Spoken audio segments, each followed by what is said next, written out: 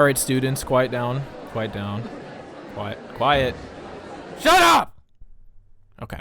It's been a while since our last lecture, and we've been through quite a few of South Park's most controversial moments at this point, including the time they almost started a war, said a slur a bunch of times, took down Scientology, got banned in China, and popularized swearing on TV. But despite how many we've talked about, we still have hardly scratched the surface of what this show has done to piss people off. But first, a quick disclaimer. This video will be making lots of generalizations. These will all be supported by testimonials and my research, but everything I say here will not apply to everyone. So before you go to the comments to say that your or someone you know's experience was completely different than this, remember that everything I say here is supposed to be representative of a broader group of people, and your individual experience may have varied. Thank you. Today, we'll be discussing an episode which was arguably one of the most influential they have ever released. An episode which changed the way an entire generation of kids felt about a group of people. So much so that its effects on American culture are still felt to this day over 20 years later. The only problem is, this shift in the culture wasn't exactly a positive one. Because despite the episode's intentions to condemn bigotry and discrimination against entire groups of people, this message would be completely lost on a substantial portion of the show's audience. You see, the release of this episode would accidentally teach an entire new generation of kids about an ancient form of discrimination that, for the most part, wasn't very common in the US. But with their sights set on new targets, these kids would go on to absolutely torment this group of people, leading to a sharp increase in bullying and harassment for this group that would last for years to come. Some of these kids would even take it one step further and create a holiday inspired by the show, dedicating a single day of the year to assaulting those who were part of this group. And it's not uncommon for people who were kids at this time to attribute the release of this episode with the start of their bullying. Today, we're talking about ginger kids. Now, just to be clear, South Park didn't invent the idea of discriminating against gingers. It's been seen countless times throughout history in many different civilizations. And even in the US, this discrimination had existed to a lesser degree for many years before this episode was released. But as you will soon learn, this episode definitely did not help. But to really understand the impact this episode had on redheads as a whole, let's start by looking back at the history of ginger hate. But before we get to that, I want to say thanks to today's sponsor, Fume. It is a new year, which means New Year's resolutions, and New Year's resolutions tend to fail for one reason. We try to remove a habit without replacing it. This year, make Fume your replacement. Fume is a flavored air device designed to help people quit vaping and smoking by breaking the hand-to-mouth pattern. It lets you satisfy the urge to reach for something without nicotine, vapor, or batteries. Just clean, natural flavors and a fidget-friendly design that feels good to use. Personally, I love fidgeting with this thing. I have bad habits of my own, and every time I feel the urge to do one of those bad habits, I'll just start fidgeting with my Fume to help relieve those cravings. They have a bunch of delicious flavors. My personal favorite is sparkling grapefruit, but there are tons of options for anything you would want. To kick off the new year, Fume is doubling down on helping people break old habits. Literally. For January only, every core you order is doubled. Order a pack, you get 2, order 3, you get 6. And on top of that, when you grab a Journey pack, you'll also get a free gift just for using my code. But these double core offers are for January only. As soon as January ends, they're gone. So don't wait. Head to tryfume.com, that is tryfum.com, and use code Blooms to claim your double cores and your free Fume topper before this new year offer closes for good. Once again, that is tryfume.com, and use code Blooms to claim your offers, and thank you to Fume for sponsoring this video.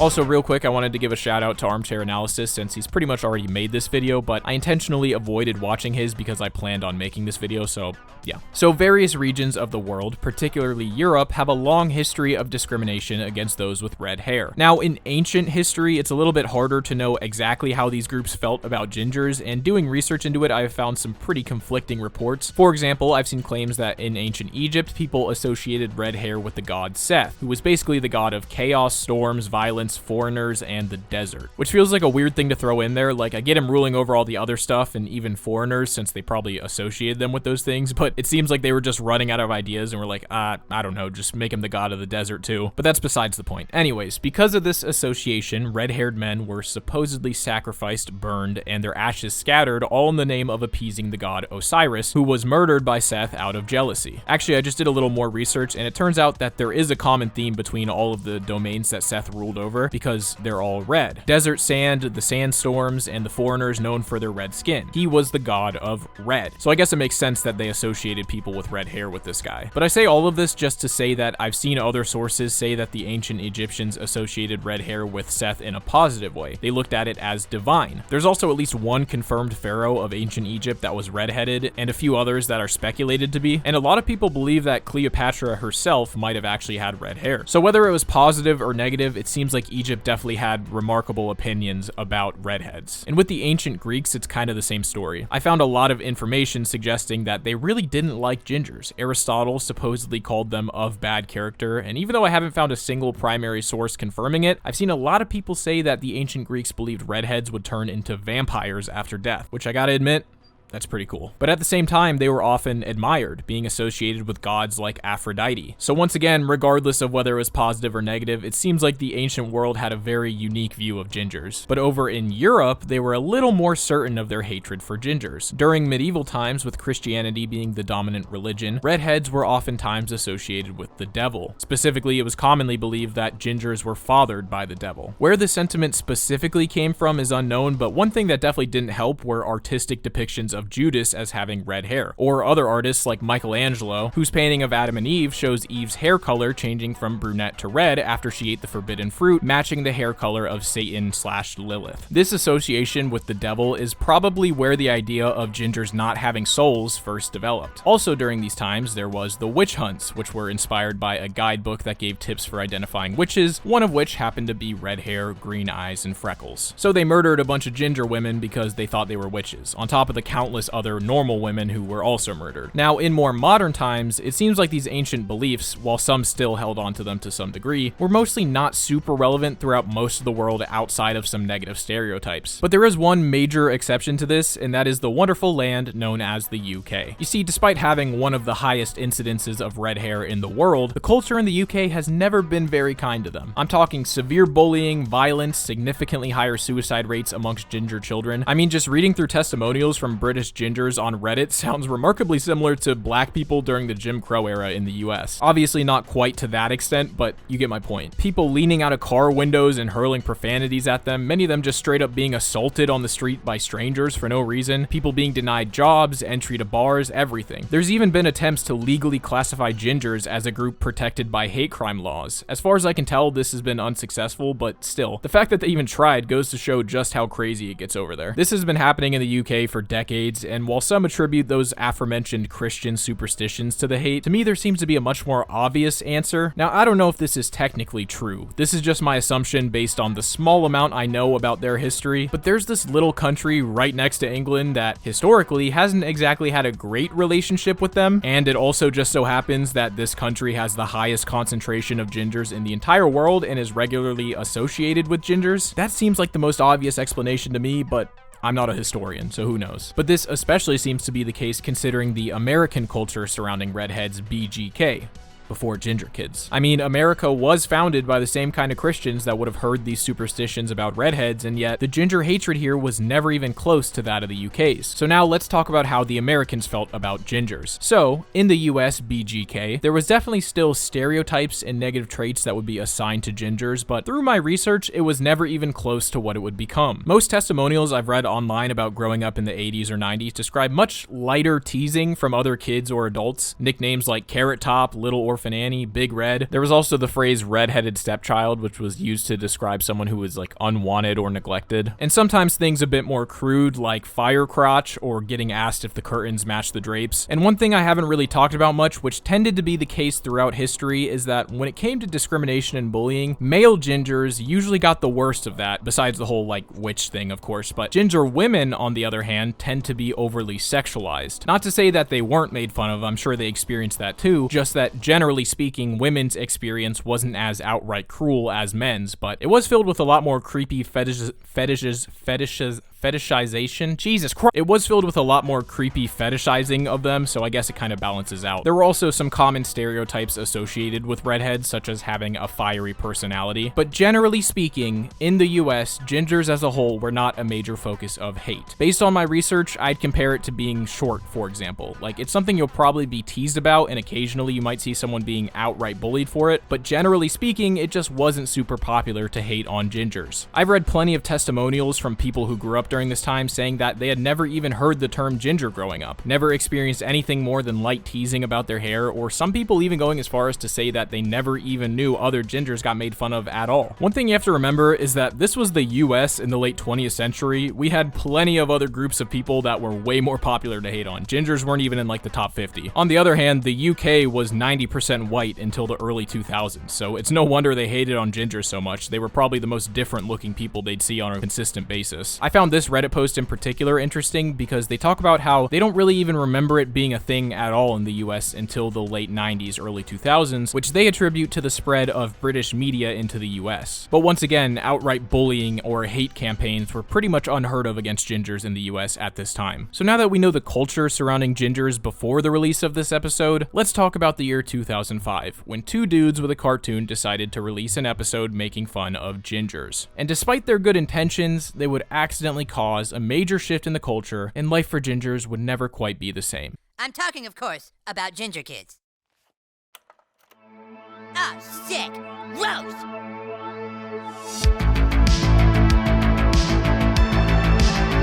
The episode opens with Cartman giving a class presentation on ginger kids. He defines a ginger as a person with red hair, freckles, and pale skin. He refers to it as a disease known as gingivitis, claiming it's because they have no souls.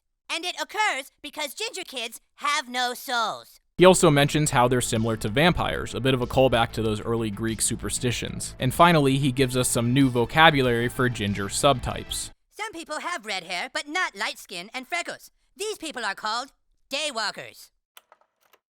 He ends his presentation with the claim that being a ginger is a curse and the earth needs to be rid of it. Now, this whole scene is the perfect example of Matt and Trey's devotion to doing their research on whatever topic they cover. It reminds me a lot of that meme that's like studying history so that I can be more accurately racist. Because as we talked about, a lot of the points he makes, like gingers being similar to vampires and lacking a soul, are ancient myths that haven't been relevant in hundreds of years, yet of course Cartman knows all of them. I mean, even the term itself, ginger, was practically non-existent in the US up to this point, so they really had to educate themselves on this topic. I also love how this is clearly just Cartman using this hate to mess with Kyle, knowing that it'll spread to his other classmates. It's really just textbook Cartman. So Kyle decides that he needs to stop Cartman from spreading his hateful rhetoric, so he pays a visit to a family of ginger kids to learn more about them. Their parents explain how the ginger gene is recessive, with each of their children only having a 1 in 4 chance of being ginger. And still it happened 3 times. What are the odds? And we quickly find out that the parents themselves aren't exactly happy with how their kids turned out. If your spouse is also a carrier, then your children can turn out like them. Each one of them's a blessing. Oh yes, each one of them's a blessing. Blessing full of love. So the next day, Kyle gives his presentation on the science behind gingers and how it's simply genetics, not the lack of a soul. This, of course, doesn't slow down Cartman at all, and he tells the class that Kyle can't be trusted, being a daywalker himself. He also mentions how Judas was depicted as a ginger and scares the class by reminding them of just how creepy gingers can be. Gingers are creepy. And one night, when you're all sleeping in your room, the gingers are gonna get you. They're gonna get you!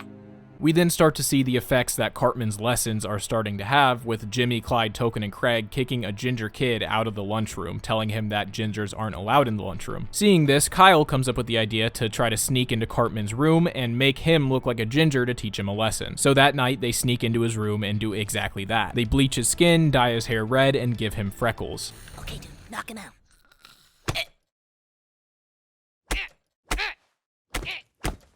Dude, okay, he's out! The next day, when Cartman realizes what has happened, he visits the doctor. He's diagnosed with gingivitis, and the doctor breaks the bad news to Leanne with a very funny line. You might want to just put him down. At the bus stop, Cartman is very casual and medically correct about it, refusing to acknowledge the irony of the situation. I mean, all last week you were ripping on ginger kids and now you are one.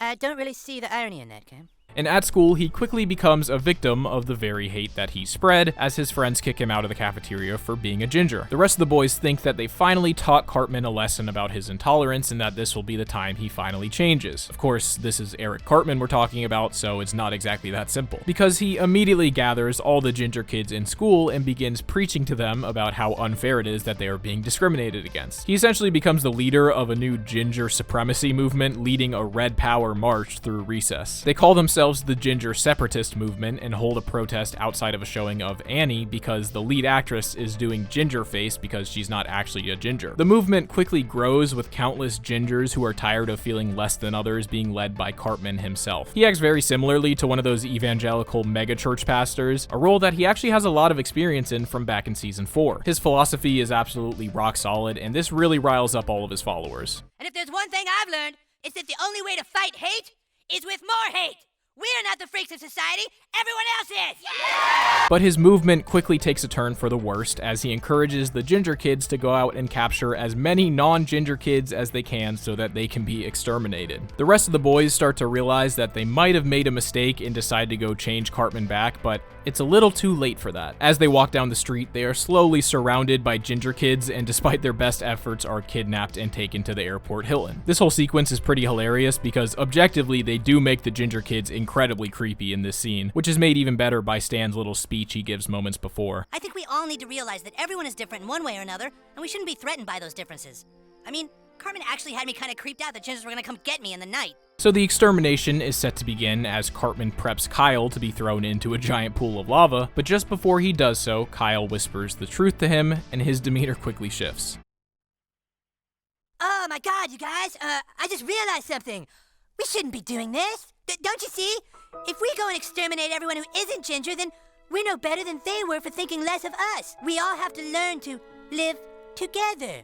This scene is so perfectly done with Cartman slowly realizing that he's not actually ginger, and as soon as his followers find out, he'll see the same fate as everyone else. And the icing on the cake is how this one kid just immediately calls him out for how weird it is. You wanted to kill everyone who wasn't ginger, then that kid in the green hat told you something, and now you don't want to do it all of a sudden. What did he tell you? No, he was just telling me about something funny that happened at school yesterday. But anyway, But the episode ends with Cartman singing a song about the lessons he's learned and how important it is to live in harmony, even with those who look differently to you. He encourages the rest of the gingers to sing along, and it's a happy ending for everyone. You're such a manipulative asshole, Cartman. Yes, but I'm not going to die.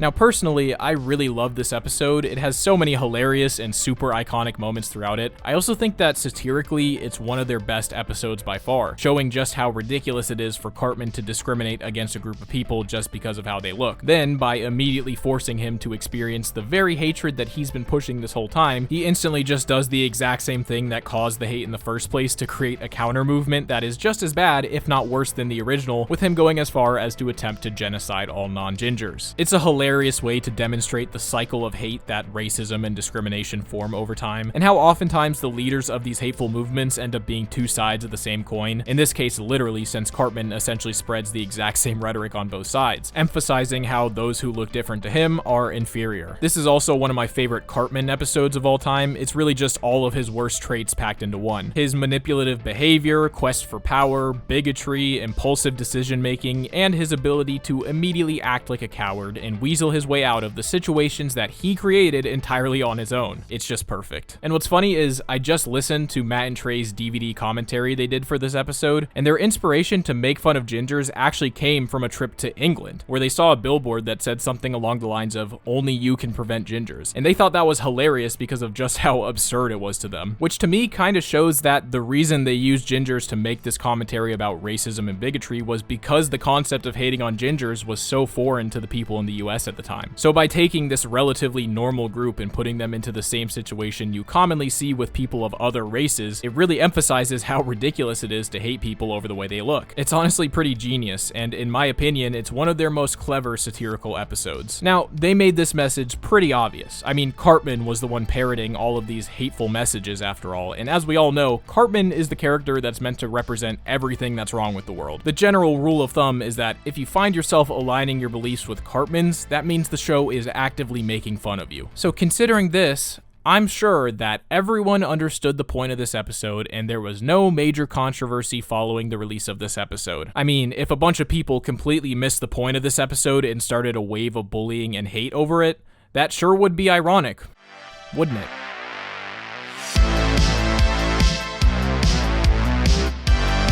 You see, despite how clear the message of this episode is, there is one thing I failed to consider about South Park's audience at the time. Children. When this episode was released, South Park was still a major part of the cultural landscape, and because of that, it was particularly popular with kids. And when I say that, I don't mean in the same way that it's popular with kids nowadays, because it definitely still is, but the kids that are fans of South Park today are generally, for the lack of a better term, pretty woke and gay. Which isn't a bad thing, that's just how it is. They tend to be more into shipping and drawing aged up fan art. But back in the early to mid 2000s, kids were watching South Park because it was edgy. Back then, South Park was kind of the first show to really take that edgy, inappropriate humor into the mainstream. And because of that, the kids watching it at the time were almost exclusively watching it because they weren't supposed to. It was pretty much a staple for rebellious kids. And if there's one thing we know about kids, it's that most of the time, they don't really pick up on the deeper meaning behind the media they consume.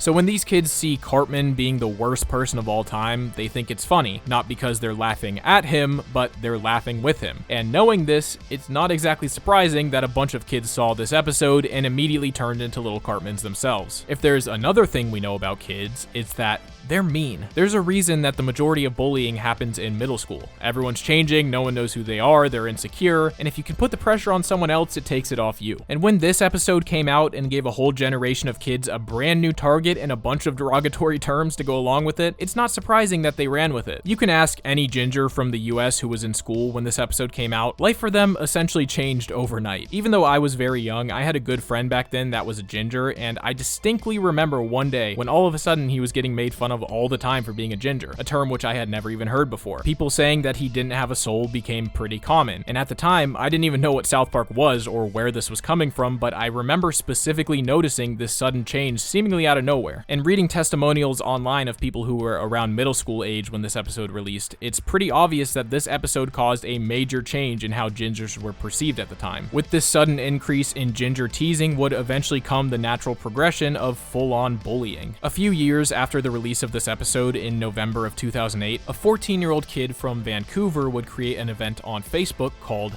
Kick a Ginger Day. Claiming to be inspired by the South Park episode, the event designated November 20th as National Kick a Ginger Day. It's not exactly the most subtle name, and what was supposed to be a joke unfortunately became serious pretty quickly. When November 20th eventually came, schools all across North America reported countless instances of ginger kids being assaulted. Some kids reported being kicked upwards of 80 times on this day, with local news channels reporting on the carnage. 20 students from a Vancouver Island middle school were sent home.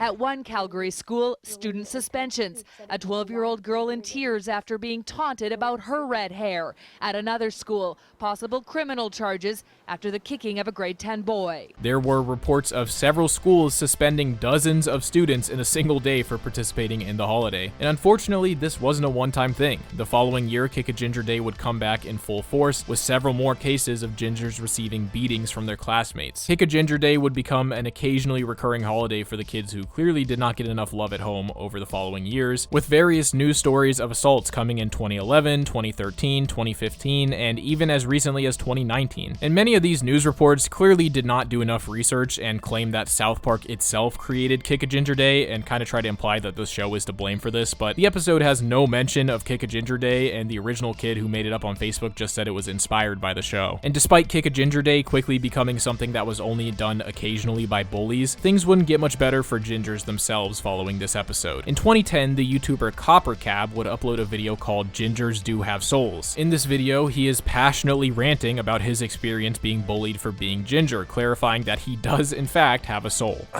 It really irritates me that South Park would say that red-haired people don't have souls, okay? Gingers have souls! I go to church, I'm a Christian.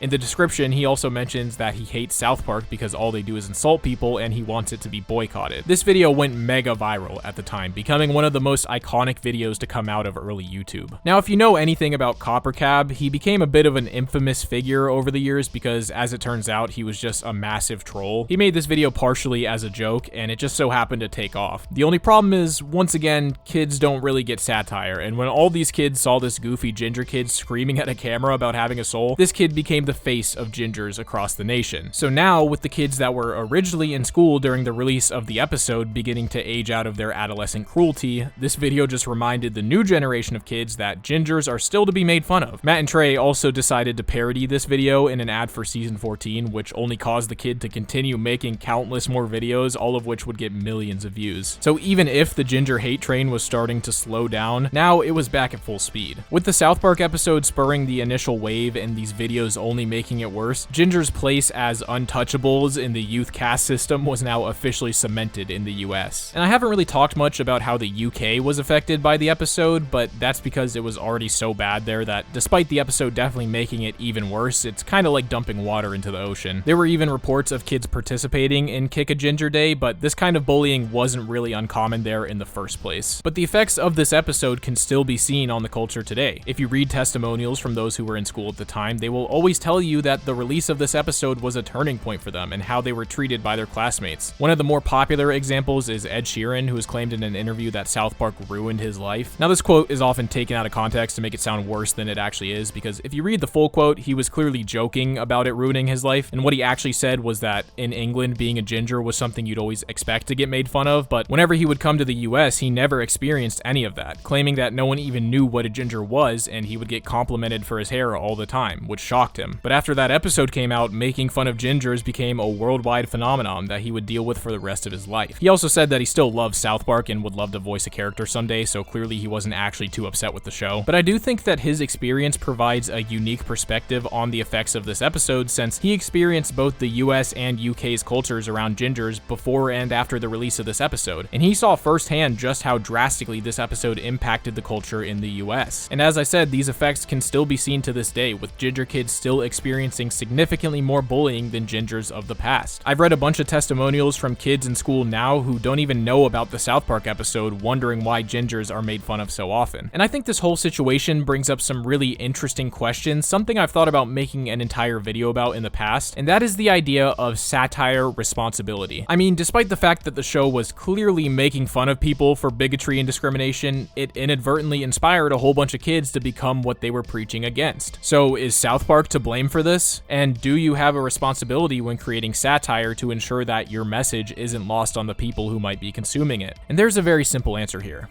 No, South Park is absolutely not to blame for people taking the wrong messages from their show and building their personalities around it. I mean, that's true, but they know kids are watching their show. Shouldn't they at least consider how these kids are going to perceive what they say? You make an interesting point, Mark, and it would make sense if this were a kids show, but South Park is not a kids show. It's made for adults. Matt and Trey have absolutely no responsibility to try to make their show made for adults family friendly. You also have to remember that at this point in the show's run, everyone knew what South Park was. It was one of the most culturally relevant shows in the nation. If your kid told you they were watching South Park, you knew exactly what they were watching. It was notoriously one of the most adult shows on TV. It is not Matt and Trey's fault that kids were taking the wrong messages from their show. It is the fault of those kids' parents. I mean, this is pretty basic stuff. If your kid is bullying other kids because of something they saw on TV, that's your fault. Especially considering this was 2005. Kids didn't have access to anything they could ever want to watch from their pockets, and most households still didn't even have a computer. In the vast majority of these cases, if your kid was watching South Park, they were watching it on television, and as a parent, it's your responsibility to either prevent them from watching this show that they shouldn't be watching, or if you're going to let them watch it, explain to them what it actually means. Otherwise, you're going to be dealing with a little Cartman for years to come. I mean, this whole thing is no different than when it was a big thing to blame violent video games for youth violence. It's not the job of the person making a game for adults to make sure your kid doesn't play it.